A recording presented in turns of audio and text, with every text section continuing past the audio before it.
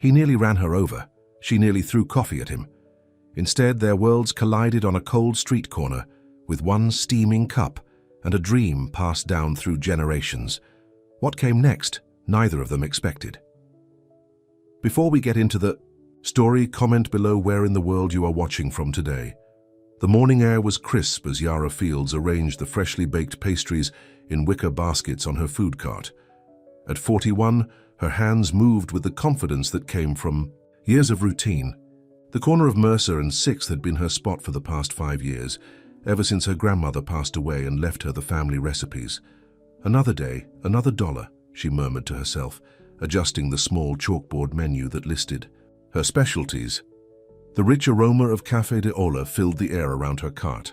The cinnamon-spiced coffee was her bestseller, made exactly the way her grandmother had taught her, strong enough to keep dreams alive, sweet enough to make them worth chasing. Yara wiped her hands on her apron and looked around at the awakening city. Business people hurried past in suits, college students trudged by with oversized backpacks, and construction workers arrived for their early shifts. Many of them were her regulars, people who counted on her coffee and pastries to start their day right. "Morning, Yara." "The usual, please," called Marco, a mailman who never missed his morning stop. "Coming right up," she replied with a smile, pouring his coffee into a paper cup and handing him a warm cheese roll. This little corner was more than just her livelihood. It was her sanctuary, the place where she felt connected to her roots, to her grandmother's legacy. Between this morning cart and her night job as a janitor at an office building downtown, Yara managed to keep her head above water. Not comfortable, but surviving. And in this city, survival was its own kind of victory. She was just serving another customer when she heard the roar of an expensive engine. A sleek black car took the corner too fast, tires screeching as it barreled toward her cart.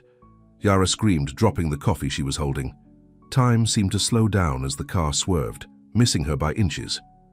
Her pot of Café de Ola toppled over, spilling across the sidewalk. A basket of fresh bread crashed to the ground. The car, some kind of luxury sports model that probably cost more than her apartment, came to a sudden stop. The driver's door flew open, and a tall man in an expensive suit stepped out. Dominic Voss, at 48, had the confident stance of someone who was used to being in charge. His dark hair was perfectly styled, despite the early hour, and his watch alone could probably pay her rent for a year. "Are you okay?" he asked, looking shaken but quickly recovering his composure. Then, before she could answer, his tone changed. "Why would you set up so close to the street? I nearly hit you." Yara stared at him, her heart still racing from the near miss. But fear was quickly giving way to anger. This man had almost run her over, and he was blaming her. "Because I can't afford a storefront," she replied, her voice steady despite her trembling hands. "And because I was here first." Something in her tone, firm, unapologetic, made Dominic Voss pause. Most people cowered around him. Most people apologized even when they weren't wrong. This woman did neither. "Well, you should be more careful," he said, but his voice had lost some of its edge. "I've been setting up here for 5 years without incident," Yara countered, kneeling to pick up her fallen bread. "Maybe you should be the one who's more careful, taking corners like you're on a racetrack." A small crowd had gathered, watching the exchange with interest. Dominic noticed them and straightened his tie, suddenly aware of the scene they were creating. "Let me pay for the damages," he said, reaching for his wallet. "I don't want your money," Yara replied, standing back up with dignity. "I just want to get back to work. My customers are waiting." Dominic looked at her, really looked at her for the first time. She wasn't young, but there was a timeless quality to her face, pride in her eyes, strength in the set of her jaw. Something about her made him feel small, despite his height and status. "At least let me help clean up," he offered, his tone softening. "No need," she said firmly. "I've got this. You're probably late for something important anyway." He was late. A board meeting that he should have been presiding over had started 10 minutes ago, but for some reason he hesitated. "I'm sorry," he said finally, the words feeling strange in his mouth. How long had it been since he'd actually apologized to someone? Yara just nodded, already turning back to her cart to salvage what she could of the morning's setup. Dominic got back in his car and drove away, But the image of her, steady and unbending, stayed with him. Throughout his meeting, he found himself distracted. Not by the near accident itself, but by her. The way she hadn't trembled when he raised his voice. The way she had looked him in the eye without flinching. "Mr. Voss, your thoughts on the proposal?" His assistant's voice pulled him back to the present. "I need some more time to review the numbers," he said, covering his distraction. "Let's revisit this tomorrow." That night, in his penthouse apartment with its floor-to-ceiling windows overlooking the city, Dominic couldn't sleep. The woman from the street cart kept appearing in his mind. What was her name? Had she told him? Had he even asked? He got up and walked to the window, looking out at the glittering cityscape. Somewhere out there, she was probably getting ready for bed too. Or maybe working a second job, since she'd mentioned not being able to afford a storefront. For the first time in years, Dominic felt a twinge of something like shame. When had he become the kind of man who yelled at strangers on the street? Who blamed others for his own carelessness? The next morning, against all logic, he found himself driving back to that same corner. He parked his car legally this time and walked the last block. She was there, her cart set up exactly as it had been before. The rich smell of cinnamon coffee drifted through the air. A line of customers waited patiently for their turn. When he reached the front of the line, her eyes narrowed in recognition. "No coffee for men who almost run me over," she said, but there was less bite in her tone than he expected. "I deserve that," he replied, surprising himself with his own honesty. "Yes, you do." She turned to serve the next customer, clearly dismissing him. But Dominic didn't leave. He stepped to the side and waited until the line cleared. "I came to apologize properly," he said when she finally looked at him again. "Yesterday was entirely my fault. I was driving too fast and I wasn't paying attention." Yara studied him, trying to figure out his angle. Men like him didn't come back to apologize to women like her. They moved on, forgot, considered themselves. "Above such things, what's your name?" he asked. Yara Fields. "I'm Dominic Voss." "I know who you are," she said with a small nod. "Your picture was in the business section last month. Something about a tech merger." He was surprised she recognized him.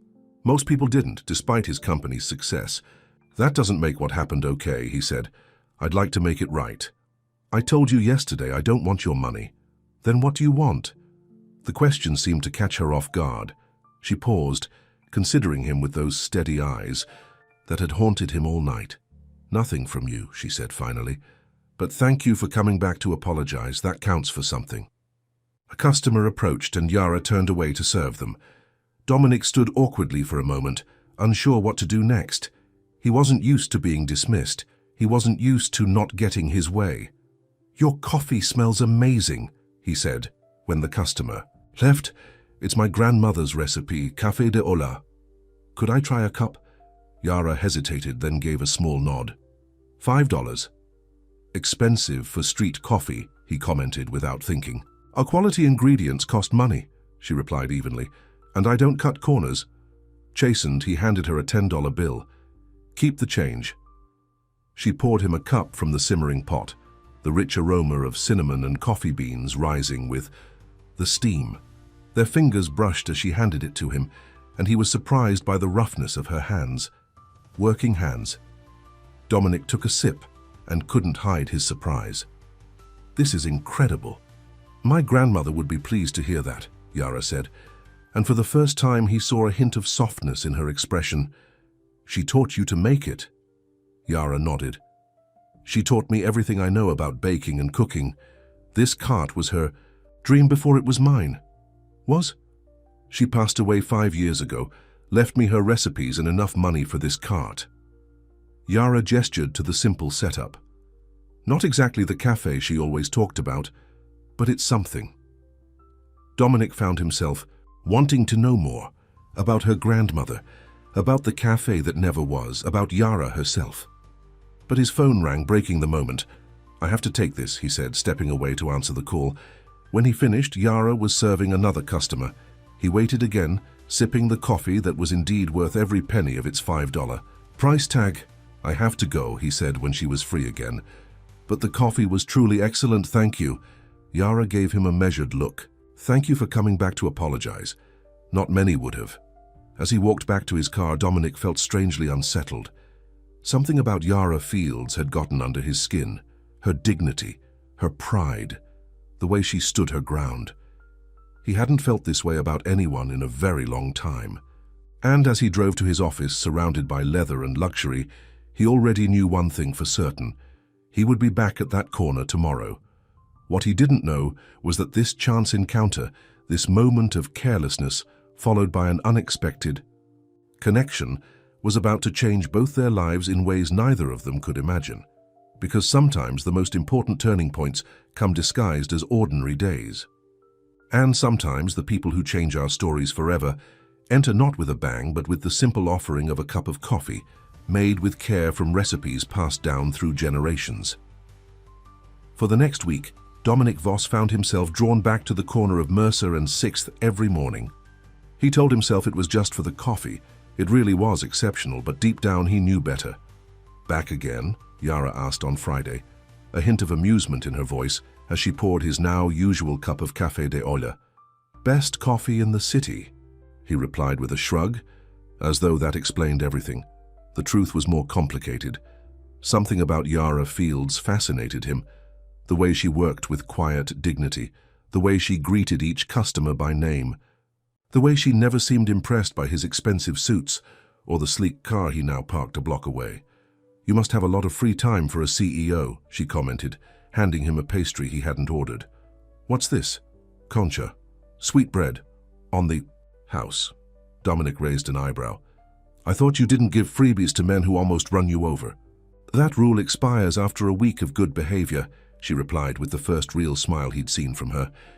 It transformed her face, softening the lines around her eyes, making her look younger somehow. He took a bite of the sweetbread. This is amazing. Did your grandmother teach you to make these too? Yara nodded, turning to serve another customer. Dominic stepped aside but didn't leave. He'd started coming earlier each day, lingering a little longer, watching her work. Don't you have an empire to run? She asked when she was free again, gesturing to his phone which had buzzed several times. They can manage without me for an hour, he said, surprising himself with how true it was. His company, Vostech, had grown so big that sometimes he felt more like a figurehead than its founder. Must be nice, Yara said, wiping down her counter. Some of us don't have that luxury. How many jobs do you work? He asked, realizing he'd been wondering this for days. 2. This cart in the mornings and I clean offices at night. She didn't say it with shame or pride, just as a fact. That's a long day. Life is expensive in this city, she shrugged. And I'm saving for something. The cafe? He guessed, remembering what she'd mentioned about her grandmother's dream. Yara looked surprised that he'd remembered. Yes, someday. A real place with walls and a roof, and maybe even a few tables. With your talent, you could make it happen. Talent doesn't pay rent, she replied matter-of-factly, but I'm getting there slowly. A gust of wind blew down the street, sending napkins flying and causing Yara to grab her cart to steady it. Dominic noticed the wheels looked worn, one of them slightly wobbly. How old is this cart? He asked. Old enough, she answered, avoiding his eyes, but it works fine. Dominic's phone rang again, and this time he couldn't ignore it. I have to take this, it's my assistant. Yara nodded, already turning to greet her next customer. See you Monday, Mr. Voss. Dominic, he corrected before answering his phone. Call me Dominic. The weekend felt strangely empty without his morning visit to the cart. Dominic found himself thinking about Yara as he sat through a charity gala on Saturday night, nodding absently as a woman in diamonds talked about her latest vacation. Dominic, are you even listening? The woman, was her name Vivian or Victoria, touched his arm to get his attention. Sorry, just distracted by work, he lied smoothly. You're always working, you should take a vacation. My family has a villa in Tuscany that's just divine in the spring. He smiled politely, but found himself wondering what Yara did on her weekends. Did she rest? Did she have family? Friends? Was there someone special in her life? Monday morning couldn't come soon enough. He arrived at her cart earlier than usual, surprised to find her still setting up. You're early, she commented, lifting a heavy container from a beat-up station wagon parked nearby. Without thinking, Dominic moved to help her. "Let me get that." "I've got it," she insisted, but the strain in her voice betrayed her. "I know you can handle it," he said carefully, "but you don't have to." After a moment's hesitation, she let him take the container. "Fine, there are 3 more in the back." As they unloaded supplies together, Dominic noticed dark circles under her eyes. "Rough weekend?" Yara sighed. "Water pipe burst in my apartment. Building. Spent most of Saturday dealing with that mess. That's awful. Was anything damaged?" "Just some books and a rug." She waved dismissively. Nothing important, but something in her voice told him that wasn't entirely true. "What kind of books?" he asked, helping her set up the coffee pot. Yara gave him a surprised look. "Cookbooks mostly. My grandmother's collection. I saved most of them, but a few—" She trailed off, her usual composure cracking just slightly. Dominic felt an unexpected urge to fix it, to replace the books, to find her a better apartment, to make sure she never had to worry about burst pipes again. But he already knew she wouldn't accept that kind of help. "I'm sorry about your books," he said simply. "Life happens," she replied, straightening her shoulders and getting back to work. As the morning went on and customers came and went, Dominic found himself staying longer than usual. When the rush slowed, he helped her restock napkins and cups. "You know, you're not what I expected," Yara said suddenly. "Oh? And what did you expect?" "Rich guys like you don't usually hang around food carts helping with napkins. They don't usually notice when someone's had a bad weekend." "Maybe I'm not like other rich guys," he said, attempting humor. "Maybe not," she agreed, studying him thoughtfully. "So what's your story, Dominic Voss? How does a man end up with a car that costs more than most people's houses?" It was the first personal question she'd asked him, and he found himself wanting to answer honestly. "Hard work, some luck, and probably too much ambition," he said. "I started Vostech in my garage 20 years ago. Right idea, right time. Self-made man." She nodded. "That explains a few things." "Like what?" "Like why you keep coming back here instead of sending an assistant for your coffee." She smiled slightly. "You didn't always have people doing things for you." "My father was a mechanic," Dominic heard himself saying. "Worked 3 jobs to put me through college. Died before he could see what became of it all." It had been years since he'd talked about his father to anyone. Why was he telling her now? "He would have been proud," Yara said quietly. "I'm not so sure," Dominic admitted. "He always said success meant nothing if you forgot where you came from." A comfortable silence fell between them. For the first time, Dominic felt like Yara was actually seeing him, not his wealth or his position, but him. "What about you?" he asked. "Was it always you and your grandmother?" Yara nodded. "My parents died when I was young, car accident. Abuela raised me on her own." She gestured to the cart. "She had a cart like this back in Mexico before coming here. Taught me everything, how to cook, how to work hard, how to keep going when things get tough. She sounds amazing." She was. Yara's eyes took on a distant look. "She never got her cafe, though. That's why it matters so much to me. It's not just my dream, it's hers too." The next day, when Dominic arrived for his coffee, he brought a small gift bag. "What's this?" Yara asked suspiciously. "Nothing expensive," he assured her, knowing her pride by now. "Just something small." Inside was a cookbook, a vintage collection of Mexican recipes that had taken his assistant half the night to track down. Yara's eyes widened as she carefully flipped through the pages. This looks like one of the books I lost." "Is it the same one?" "I took a guess based on what you'd said. Not exactly the same, but very similar." Her fingers traced the recipes with reverence. "Thank you." This was thoughtful. It was the first time she'd thanked him for anything, and Dominic felt ridiculously pleased with himself. As autumn settled over the city, bringing cooler mornings and earlier sunsets, Dominic's visits to the cart became the highlight of his day. He found himself sharing things with Yara that he rarely discussed with anyone. His frustrations with the board, his ideas for new products, even his doubts about the direction of his company. One rainy morning in October, he arrived to find Yara struggling to keep her canopy from collapsing under the weight of the water. "This weather is killing my business," she muttered. wringing out a soaked towel. Dominic glanced around at the empty sidewalk that would normally be lined with customers. "Can't you take a day off when it's like this?" "Bills don't take days off," she replied simply. An idea began to form in his mind, a way he might be able to help without offending her pride. But he would need to be careful about it. The next morning was even worse. Not just rain, but wind that threatened to topple the cart entirely. When Dominic arrived, he was carrying a large umbrella and something else, a portable space heater, still in its box. "What's that?" Yara asked, eyeing the package. "A space heater, small but powerful. I thought maybe your customers would appreciate staying warm while they wait." She looked skeptical. "I don't have anywhere to plug it in." "Battery, operated," he said, opening the box to show her. "Latest model. My company actually designed the battery technology.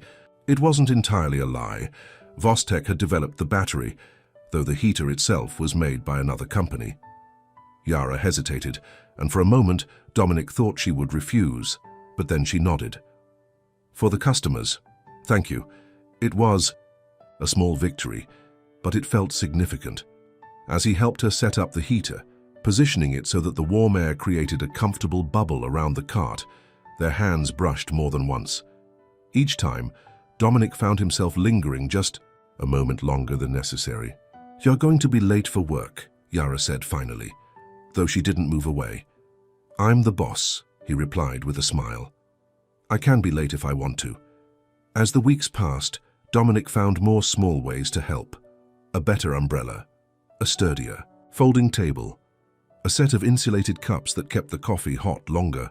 Each gift was practical, never extravagant, always presented as something that would benefit her customers rather than her personally, and each time, the distance between them seemed to shrink just a little more. In his office, looking out over the city skyline, Dominic found himself thinking about her constantly.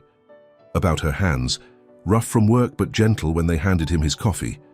About her eyes, dark and intelligent, that saw through his practiced charm to something more real underneath. About her smile, rare but genuine, that made him feel like he'd accomplished something truly worthwhile. "Mr. Voss?"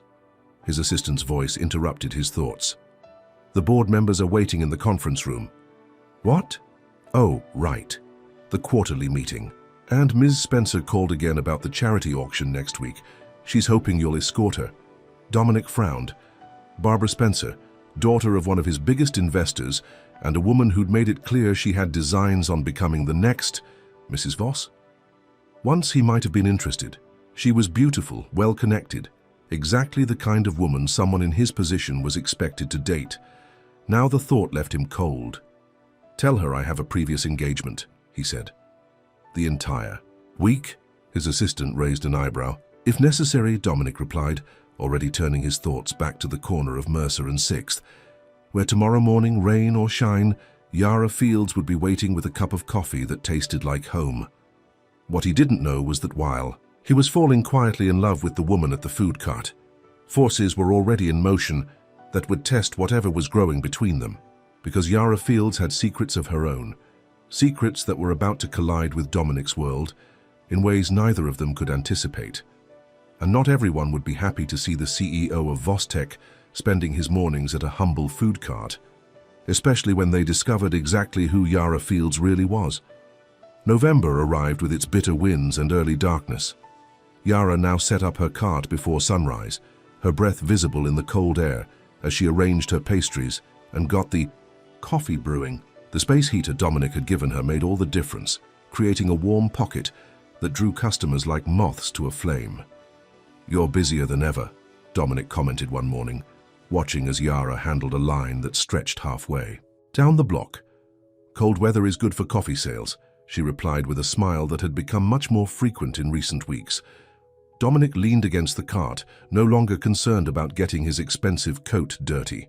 "Let me help. I can pour while you handle the food." "You? Working a food cart?" Yara laughed, but handed him an apron nonetheless. "This I have to see." To her surprise, Dominic wasn't half bad. His movements were less practiced than hers, but he was efficient and charming with the customers, many of whom did double takes when they recognized him. "Isn't that the Vostek guy?"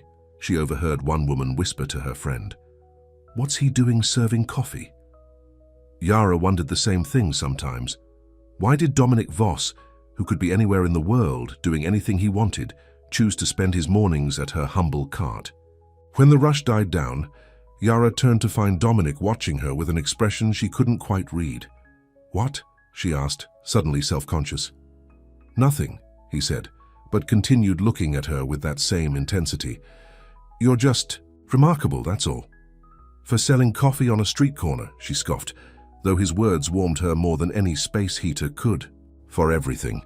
Your determination, your pride, the way you make everyone who comes to this cart feel special." He gestured to the empty coffee pot. "For making the best damn coffee in New York." Yara felt her cheeks flush, and it wasn't from the cold. She busied herself with cleaning up to hide her reaction. "Now you're just trying to get a free refill." Dominic laughed, and the sound did something to her insides. When had his laugh started affecting her this way? "Actually," he said suddenly, serious, "I wanted to ask you something." "What's that?" "There's a benefit dinner next week for the Children's Hospital. I'm supposed to attend, and I was wondering if you might consider going with me." Yara froze. "Like a date, if you want to call it that." Dominic looked uncharacteristically nervous. "Or just as friends. Either way, I'd enjoy your company." Yara's mind raced. A benefit dinner meant fancy dresses, important people, a world she didn't belong in. "I don't have anything to wear to something like that." "That's easily solved. I don't want you buying me clothes," she said sharply. Dominic held up his hands in surrender. "I wouldn't presume. But maybe you could borrow something, or we could find something within your budget that would work." Yara thought of Rosa, her friend who worked in a high-end department store and sometimes borrowed clothes for special occasions. "Maybe I'll think about it," she said finally. Dominic's face lit up. "That's not a no. It's not a yes either," she cautioned, but found herself smiling back at him. The next day, Dominic didn't show up at his usual time. Yara told herself it didn't matter, that she hadn't been watching the clock, waiting for him. But as the morning wore on with no sign of him, she felt a growing sense of disappointment. Maybe he'd realized the absurdity of inviting someone like her to a fancy benefit. Maybe he'd come to his senses. Just as she was beginning to close up for the day, a sleek black car pulled up to the curb. But it wasn't Dominic who emerged. It was a woman in a tailored suit with a tablet in her hand. "Ms. Fields?" the woman asked, approaching the cart. "Yes?" "I'm Miranda Chen, Mr. Voss's assistant. He asked me to give you this." She handed Yara an envelope. "He apologizes for not coming himself, but he was called away unexpectedly to Boston for an emergency board meeting." Yara took the envelope, surprised by the weight of the thick paper. "Thank you.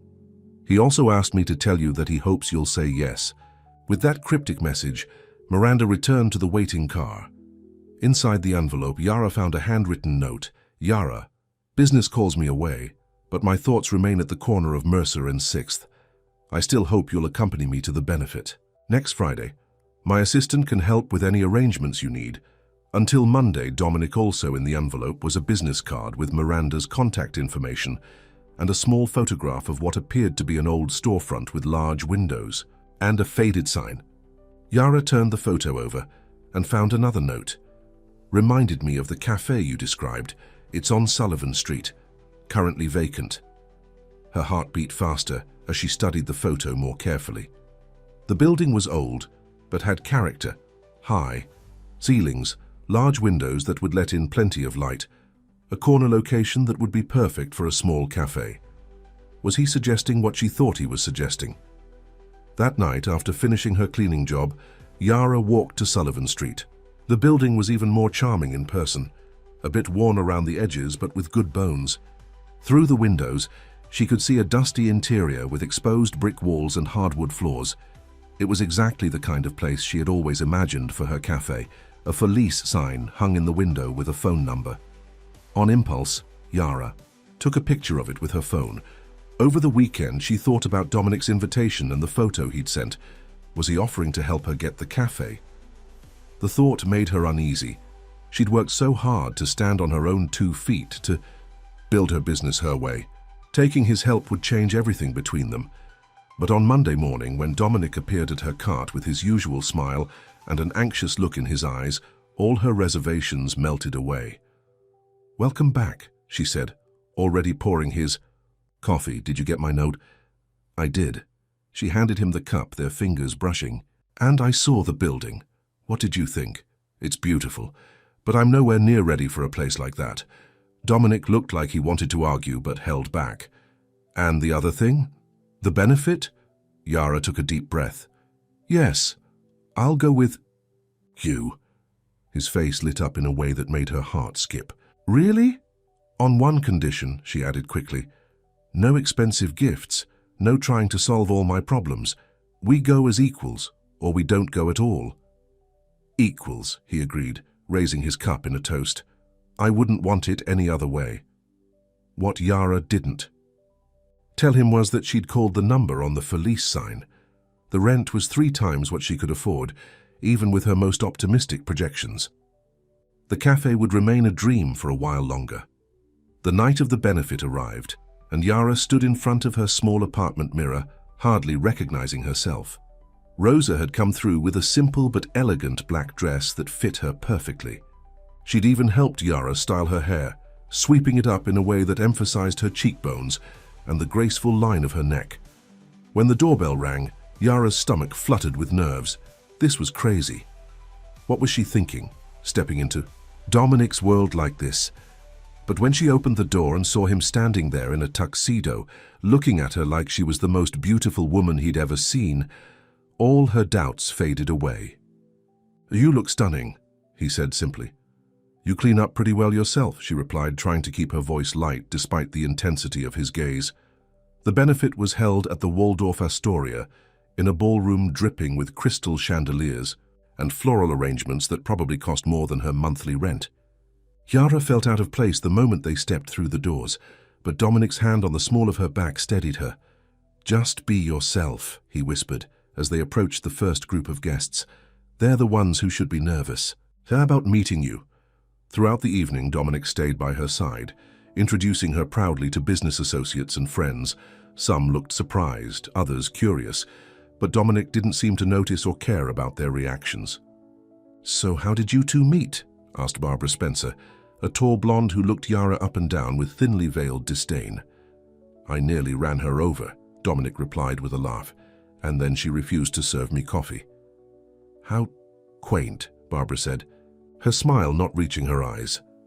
"Yara owns the best food cart in the city," Dominic continued, either missing or ignoring the woman's tone. "Her Café de Olla is legendary." "A food cart, really?" Barbara's eyebrows shot up. "And here I thought you were in real estate or fashion or something." "No, just food," Yara replied evenly, refusing to be intimidated. "Simple food made with care."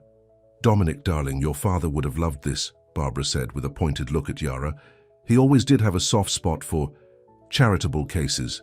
Yara felt Dominic tense beside her. "My father would have appreciated someone who works hard and doesn't rely on family connections to get ahead," he replied, his voice cool. "If you'll excuse us, I see the hospital director waiting to speak with us." As he guided Yara away, she could feel Barbara's eyes burning into her back. "I'm sorry about that," Dominic said quietly. "Barbara's father is one of our major investors, and she seems to think that entitles her to certain expectations." "Like being Mrs. Voss?" Yara asked before she could stop herself. Dominic looked surprised, then laughed. "That's never going to happen. Now are you ready to meet some people who aren't terrible?" The rest of the evening went more smoothly. Yara found herself in conversation with doctors, philanthropists, and business owners who seemed genuinely interested in her story. One woman in particular, a restaurant owner named Helen, exchanged contact information with Yara and encouraged her to call about potential opportunities. "The food industry needs more women like you," Helen said warmly. "People who understand that food is about more than just ingredients, it's about heart." As the night drew to a close, Dominic led Yara onto the dance floor for a final waltz. His hand on her waist felt both foreign and completely right, like something she'd been waiting for without knowing it. "Thank you for coming tonight," he said. As they swayed to the music, "I know it wasn't easy for you. Easier than I expected, she admitted. Though your friend Barbara was a real treat. Dominic grimaced. She's not my friend. Just someone I have to be polite to for business reasons. There must be a lot of people like that in your life. Too many, he agreed. That's why it's so refreshing to be with someone who just sees me as me. Not as a business connection or a stepping stone or a prize to be won. The intensity in his eyes made Yara's breath catch. They were standing closer now, their steps slowing as the music faded. Yara, he said quietly, I need to tell you something. But before he could continue, a commotion near the entrance caught their attention. A man was arguing loudly with the security staff, trying to push his way into the ballroom. That's... Yara's words died in her throat as she recognized the intruder. That's my ex-husband. Dominic looked at her in surprise. Your what? There hadn't been time to explain. All those personal conversations over coffee, and somehow she'd never mentioned Marco.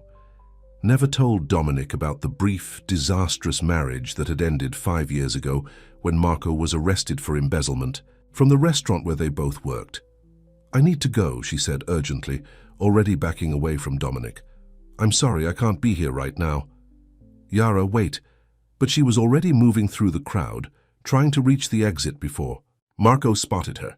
She didn't make it. Yara, Marco's voice boomed across the ballroom, causing heads to turn. So this is where you've been hiding, with your rich boyfriend while I rot in poverty? Security guards were converging on him, but Marco was making a scene, his words slurring slightly from alcohol. You think you're too good for me now, after everything I did for you? He struggled against the guards. Tell them who you really are, Yara. Tell them about the money. And then Dominic was there, stepping between them, his voice low and dangerous. You need to leave. Now. Who's this, Yara? Your meal ticket? Marco laughed bitterly. Does he know? You're just using him? That you'll take his money and run just like you took mine?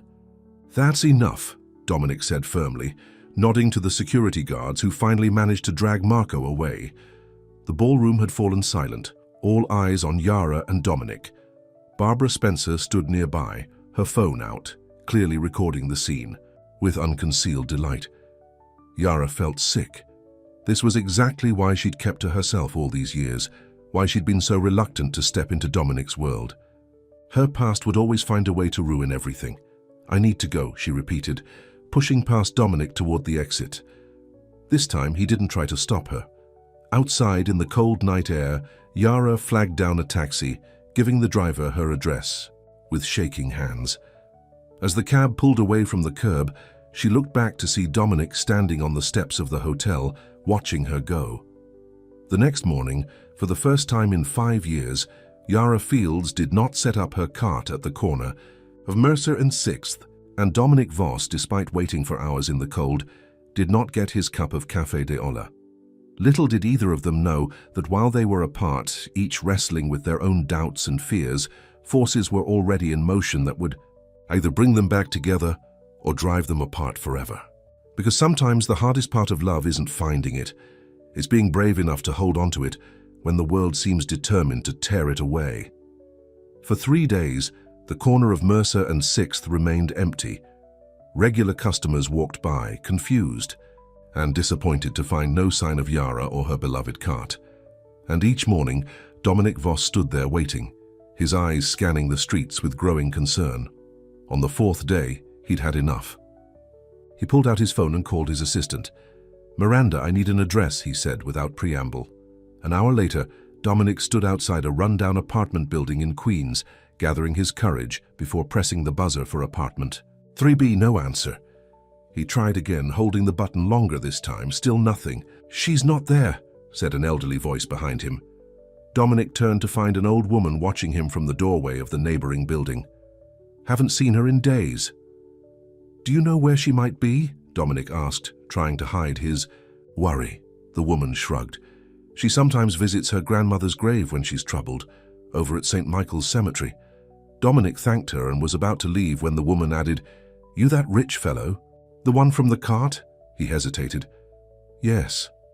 She talks about you, the woman said, her eyes narrowing slightly. Says you're different from most rich people. I hope she's right. So do I, Dominic replied honestly. St. Michael's Cemetery was vast, and Dominic had no idea where to begin looking. He wandered through the rows of headstones for nearly an hour before finally spotting a familiar figure kneeling beside a simple grave. Yara didn't look up as he approached, though he was certain she heard his footsteps on the gravel path. "How did you find me?" she asked, still staring at the headstone that read, "Elena Maria Fields' beloved grandmother. Her recipes live on. Your neighbor thought you might be here." Dominic stopped a few feet away, giving her space. "You disappeared. I was worried." Yara finally looked up at him, her eyes red-rimmed from crying or lack of sleep. Maybe both. "I'm sure Barbara Spencer filled you in on all the sordid details by now." "I haven't spoken to Barbara," he said. "I've been too busy looking for you." "Why?" Yara stood up, brushing dirt from her knees. "What could you possibly want with me after that scene at the benefit?" "I want to hear your side of the story," Dominic said simply. Yara laughed bitterly. "My side? Fine. I married Marco when I was 23. He worked as a manager at the restaurant where I was a line cook. He was charming, ambitious, said we'd open our own place someday." She paused, looking back at her grandmother's grave as if drawing strength from it. "Then he started gambling, taking money from the restaurant. When they discovered the theft, he convinced them I was involved. We both lost our jobs, but only... He went to jail. I never took a penny, but no one believed me. No restaurant would hire me after that.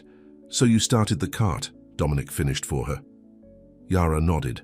"My grandmother left me just enough money. She believed in me even when no one else did."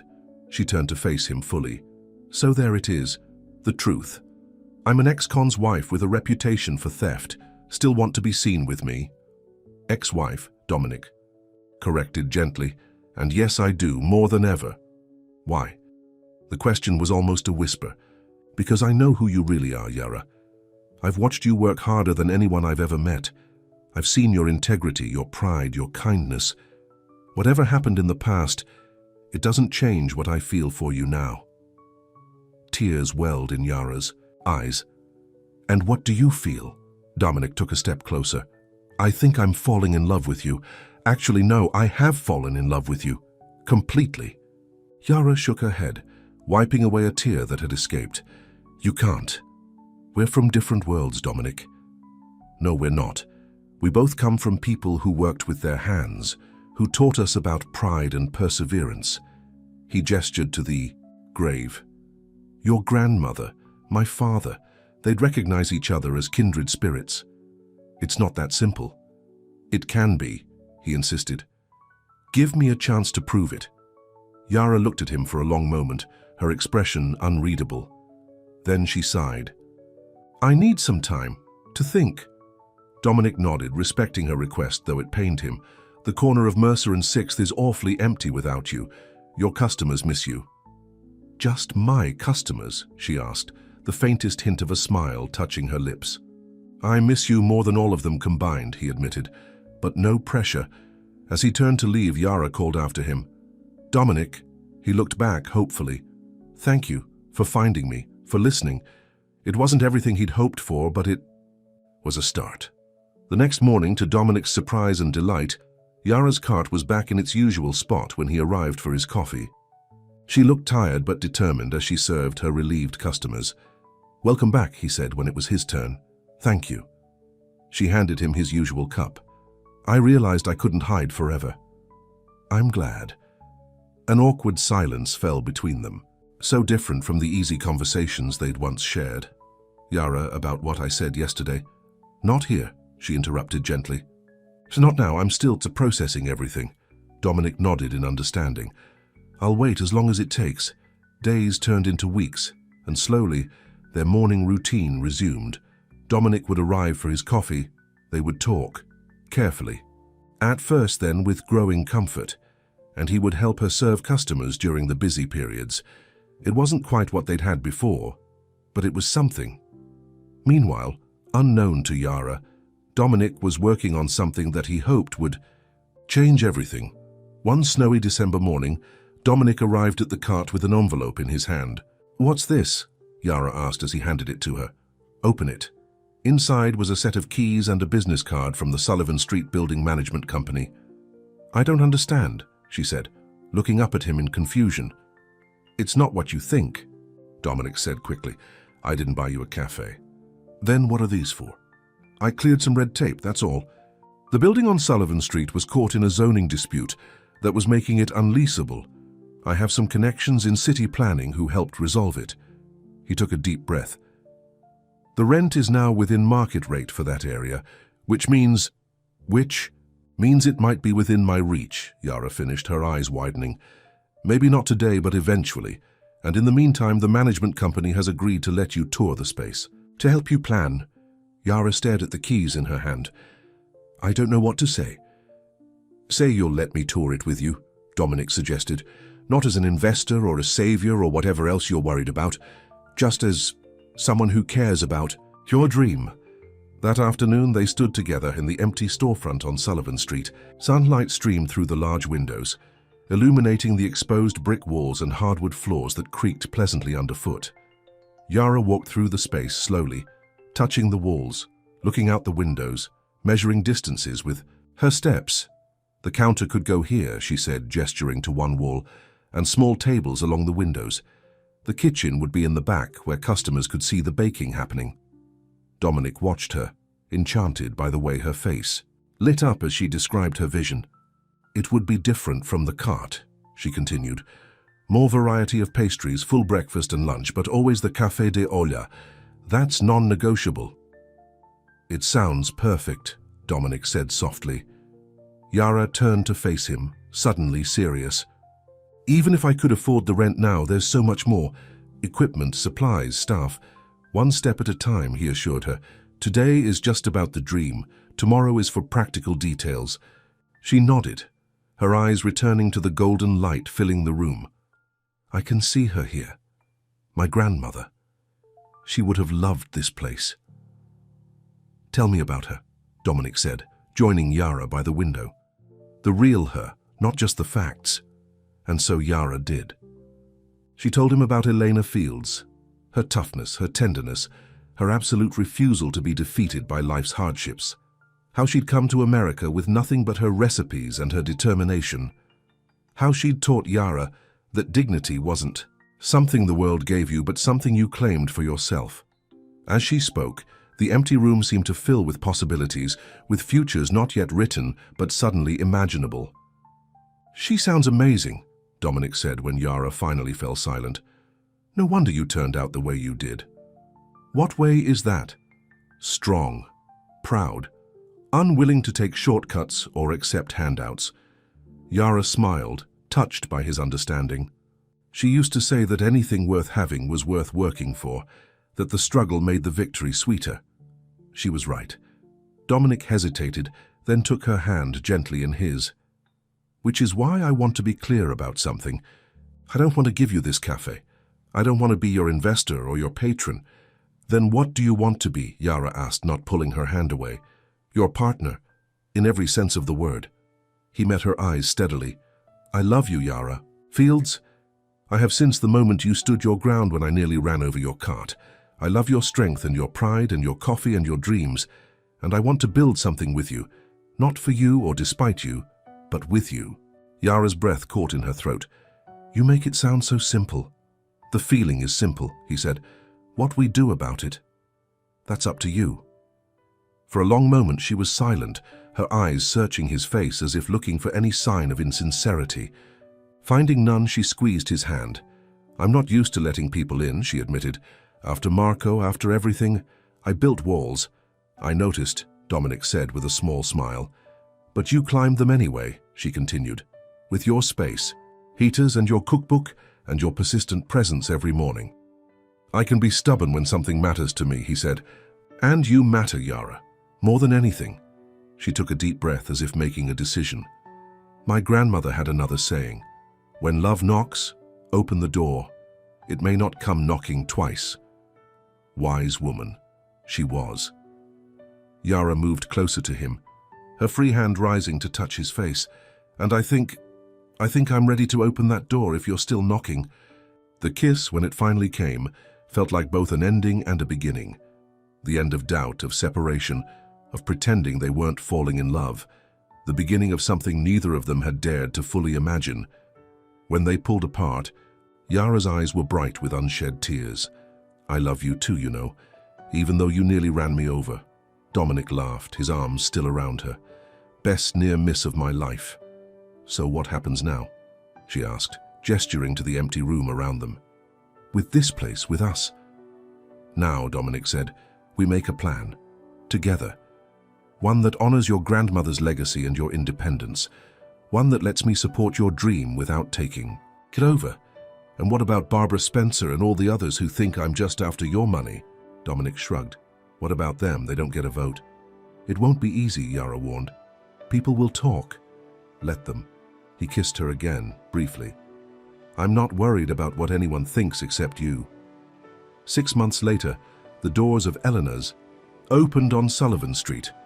The cafe was small but beautiful, with stained glass accents in the windows and the smell of cinnamon in every corner, just as Yara had always dreamed.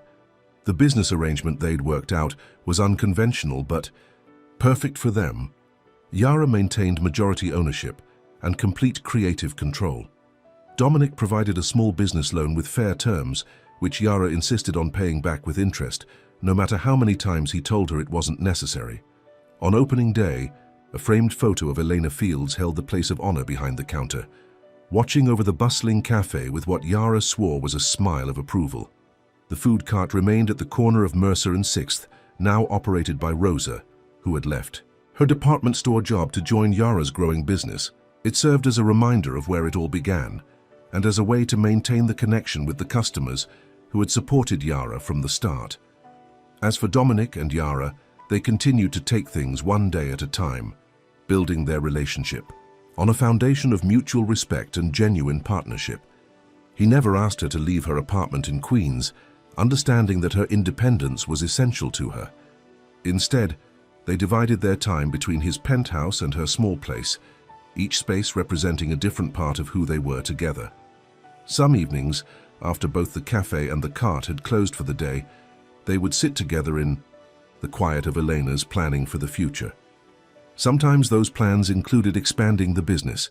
Sometimes they involved traveling to Mexico to visit the places Yara's grandmother had told her about. And sometimes, increasingly often, they involved a shared life that neither of them had expected, but both now embraced wholeheartedly. "Did you ever imagine this?" Yara asked one night as they sat by the window, watching the city lights come on. "That nearly running me over would lead to all of this." Dominic took her hand, his thumb tracing the calluses that she still wore with pride. "No, but I think that's how the best stories happen, not with grand plans but with unexpected moments that change everything. Like a food cart on a street corner," she said with a smile. "Like a woman who refused to be intimidated by a man in an expensive car," he countered. "A woman who taught that man what really matters." Outside the window, snow began to fall, dusting the sidewalks of Sullivan Street with white. Inside, the cafe was warm with the scent of cinnamon and coffee, with memories of the past and promises for the future. And in that moment, both Yara and Dominic knew with absolute certainty that they had found something rare and precious. A love built not on fantasy or convenience, but on reality and choice. A love that had begun with a near collision on a city street and grown day by day, cup by cup, into the kind of partnership that neither time nor circumstance could easily break. "For what it's worth," Dominic said softly, "I'd do it all again. Every moment. Even the near accident." "Even my ex-husband crashing the benefit?" Yara asked with a raised eyebrow. "Even that," he confirmed, "because it all led us here." "Well then," she said, leaning in to kiss him, "I guess I should be grateful you drive too fast and take corners without looking. And I should be grateful you set up your cart too close to the street," he murmured against her lips. "Because you were here first." They finished together, the words that had once been a challenge now transformed into a promise, that, no matter what came next, they would face it as they had faced everything else. Together. The end.